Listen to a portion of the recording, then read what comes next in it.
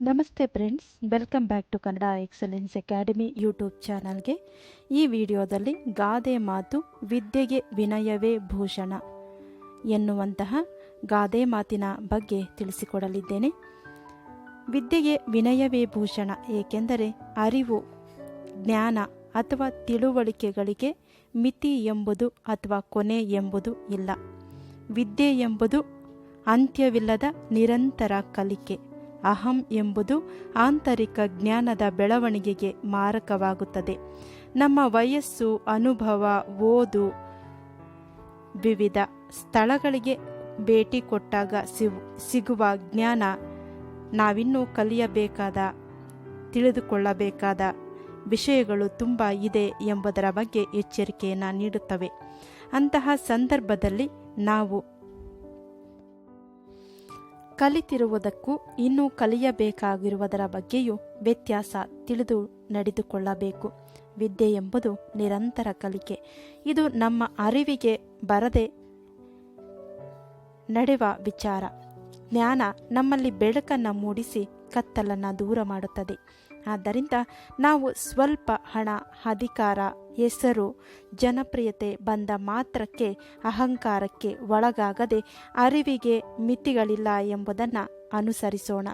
ಅಹಂ ಎಂಬುದು ಆಂತರಿಕ ಜ್ಞಾನದ ಬೆಳವಣಿಗೆಗೆ ಮಾರಕವಾಗುತ್ತದೆ.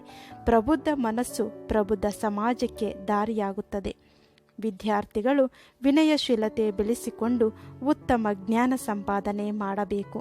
ವಿದ್ಯಾರ್ಥಿ ಜೀವನ ಪ್ರತಿಯೊಬ್ಬರ ಜೀವನದ ಮಹತ್ವದ ಘಟ್ಟ. ಈ ಅವಧಿಯನ್ನು ಸದ್ಬಳಕೆ ಮಾಡಿಕೊಳ್ಳಬೇಕು. ವಿದ್ಯೆಗೆ ವಿನಯವೇ ಭೂಷಣ ಎಂಬ ಮಾತಿನ ಅರ್ಥ, ಅಹಂ ಎಂಬುದು ತಲೆಗೇರಿದರೆ ಕಲಿಕೆ ನಿಂತು ಹೋಗುತ್ತದೆ. ಜ್ಞಾನ ನಮ್ಮಲ್ಲಿ ಬೆಳಕನ್ನು ಮೂಡಿಸಿ ಕತ್ತಲನ್ನು ದೂರ ಮಾಡುತ್ತದೆ. ಎಂತಹ ಮೇಧಾವಿಯೇ ಆಗಲಿ ಅಹಂ ಎನ್ನುವ ಅಮಲು ತಾಗದಂತೆ ಎಚ್ಚರದಿಂದ ಇರಬೇಕು ಎಂಬುದನ್ನು ನಮಗೆ ಈ ಮಾತು ತಿಳಿಸಿಕೊಡುತ್ತದೆ. ಆದ್ದರಿಂದ ವಿದ್ಯೆಗೆ ವಿನಯವೇ ಭೂಷಣ, ಅವನತಿಗೆ ಅಹಂಕಾರವೇ ಕಾರಣ ಎಂಬ ಮಾತು ಇಲ್ಲಿ ಸರ್ವತ್ರ ಅನ್ವಯಿಸುತ್ತದೆ.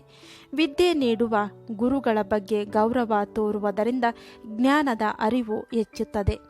ಜ್ಞಾನ ನಮ್ಮಲ್ಲಿ ಬೆಳಕನ್ನು ಮೂಡಿಸಿ ಕತ್ತಲನ್ನು ದೂರ ಮಾಡುತ್ತದೆ.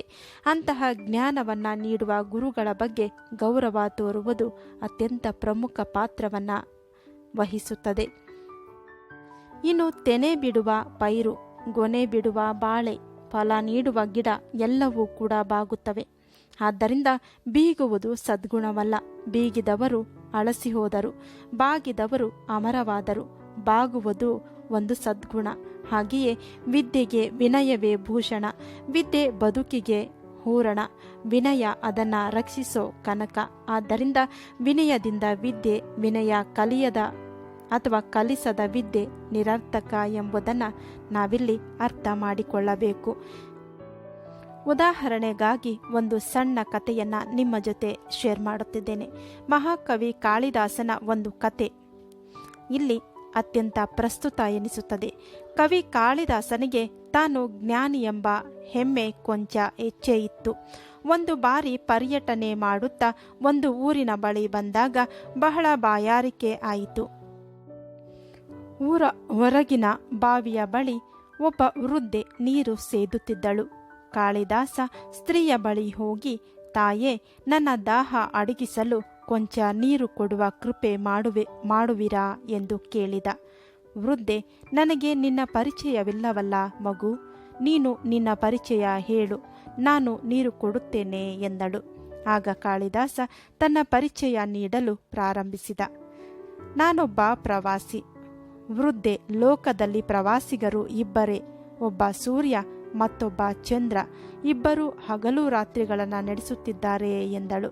ಆಗ ಕಾಳಿದಾಸ, ನಾನೊಬ್ಬ ಅತಿಥಿ, ಈಗ ನೀರು ಸಿಗುವುದೇ ಎಂದ.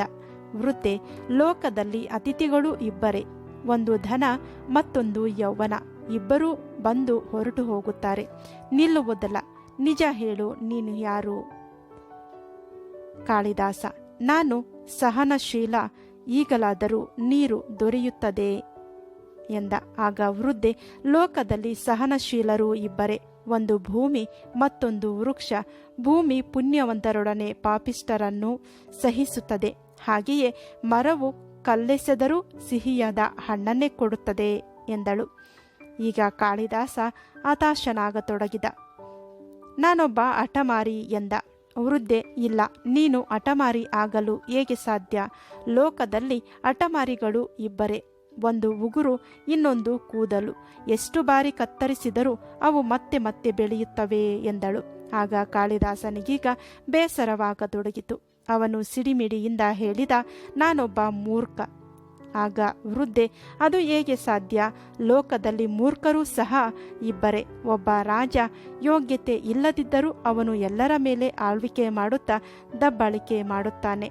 ಇನ್ನೊಬ್ಬ ಆ ರಾಜನ ಆಸ್ಥಾನ ಪಂಡಿತ. ಆತ ರಾಜನನ್ನು ಓಲೈಸುವುದಕ್ಕಾಗಿ ಸುಳ್ಳು ಕಥೆಗಳನ್ನು ನಿಜವೆಂದು ಬಿಂಬಿಸುತ್ತಾನೆ ಎಂದಳು. ಈಗ ಕಾಳಿದಾಸ ಏನು ಹೇಳುವ ಮನಸ್ಥಿತಿಯಲ್ಲಿ ಉಳಿದಿರಲಿಲ್ಲ. ಆ ವೃದ್ಧ ಸ್ತ್ರೀಯ ಕಾಲಿಗೆ ಬಿದ್ದು ನೀರಿಗಾಗಿ ಬೇಡತೊಡಗಿದ. ಆಗ ಏಳು ಮಗು ಎಂಬ ಧ್ವನಿ ಕೇಳಿಸಿತು. ಕಾಳಿದಾಸ ತಲೆ ಎತ್ತಿ ನೋಡಿದ. ಅಲ್ಲಿ ವೃದ್ಧೆಯ ಜಾಗದಲ್ಲಿ ಸಾಕ್ಷಾತ್ ಸರಸ್ವತಿ ದೇವಿ ನಿಂತಿದ್ದಳು. ಕಾಳಿದಾಸ ಆಕೆಗೆ ಭಯ ಭಕ್ತಿಯಿಂದ ನಮಿಸಿದ. ಆಗ ದೇವಿ ಹೇಳಿದಳು, ವಿದ್ಯೆಯಿಂದ ಜ್ಞಾನ ಸಂಪಾದನೆಯಾಗುತ್ತದೆ, ಗರ್ವವಲ್ಲ, ಅಹಂಕಾರವಲ್ಲ. ನೀನು ವಿದ್ಯೆಗೆ ದೊರೆತ ಮಾನ ಸನ್ಮಾನಗಳನ್ನೇ ನೀನು ಸರ್ವಸ್ವವೆಂದು ಭಾವಿಸಿದೆ. ಅಹಮಿಕೆ ಎಂಬುದು ಎಂತಹವರನ್ನು ಹಾದಿ ತಪ್ಪಿಸುತ್ತದೆ ಮಗು. ಅದು ನಿನ್ನೊಳಗೆ ಮನೆ ಮಾಡುವ ಮೊದಲೇ ನಿನ್ನ ಕಣ್ಣು ತೆರೆಸುವುದು ಅವಶ್ಯಕವಾಗಿತ್ತು. ಕಾಳಿದಾಸನಿಗೆ ತನ್ನ ತಪ್ಪಿನ ಅರಿವಾಯಿತು. ಕ್ಷಮೆಯನ್ನ ಯಾಚಿಸಿ ದಾಹ ತಣಿಸಿಕೊಂಡು ತನ್ನ ಮುಂದಿನ ದಾರಿ ಹಿಡಿದು ಸಾಗಿದ. ಇದರ ನೀತಿ ಎಂದರೆ ವಿದ್ಯಾದದಾತಿ ವಿನಯಂ, ವಿದ್ಯೆಗೆ ವಿನಯವೇ ಭೂಷಣ. ಇದಾಗಿದೆ ವಿದ್ಯೆಗೆ ವಿನಯವೇ ಭೂಷಣ ಮಾತಿನ ಅರ್ಥ. ವಿಡಿಯೋ ಇಷ್ಟವಾದರೆ ತಪ್ಪದೇ ಲೈಕ್ ಮಾಡಿ, ಚಾನಲನ್ನು ಸಬ್ಸ್ಕ್ರೈಬ್ ಮಾಡಿಕೊಳ್ಳಿ. ಮತ್ತೆ ಭೇಟಿಯಾಗೋಣ ಮುಂದಿನ ವಿಡಿಯೋದಲ್ಲಿ. ಧನ್ಯವಾದಗಳು.